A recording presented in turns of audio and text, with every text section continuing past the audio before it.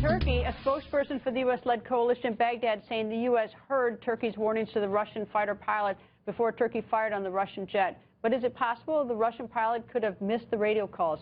Joining us, Congressman Adam Kinzinger. He's also a former military pilot who flew in Iraq. Nice to see you, Congressman. Hey, Greta. Good evening. Good evening. Now, the warnings to this Russian jet were reported to be on open channels. Is there any way those Russian pilots wouldn't have heard that?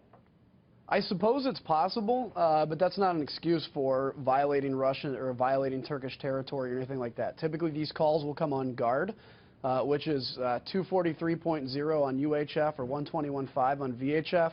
There's other ways now with the deconfliction we have with the Russians that we can be able to talk back and forth. So the Russians, especially when you're flying near an enemy area like Turkey to the Russians, you would definitely be listening to guards. You would definitely be monitoring those call-outs. And so I got to tell you, the Russians really have no excuse for having violated Turkish territory multiple times over multiple weeks. Is it proven that they actually violated the space? I know that Putin for some time, had said at least earlier in the day that it was in Syria. But is there proof? Has it been established? Yeah, it looks like it. I mean, we've seen the radar images where it looks like they did cross into Turkish territory. NATO said they, in fact, violated Turkish territory. NATO says that they were warned 10 times.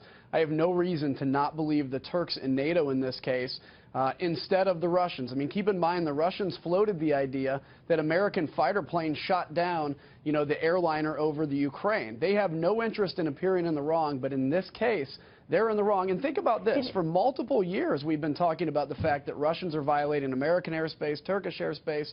They've been playing with fire. You play with fire, you're going to get burned, and they got burned today. What do you think Putin's thinking tonight?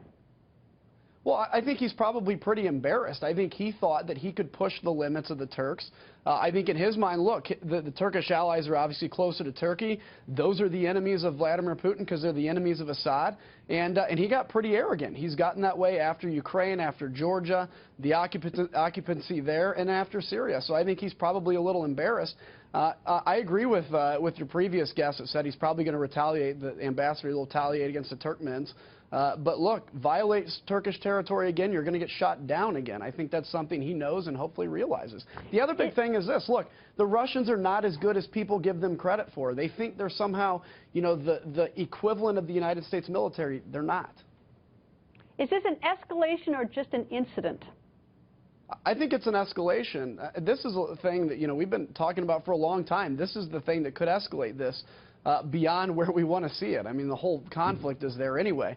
It could be an incident if the Russians back off, but if they keep flying by Turkish territory, if they keep threatening the allies of freedom and the enemies of Assad, you could find another incident like this. We see that they parked a missile ship off of the coast. This could get pretty bad and pretty messy. It is important for Vladimir Putin to back off, put his ego aside, and do this for the safety of the region. Congressman, thank you, sir. You bet, Greta. Thanks.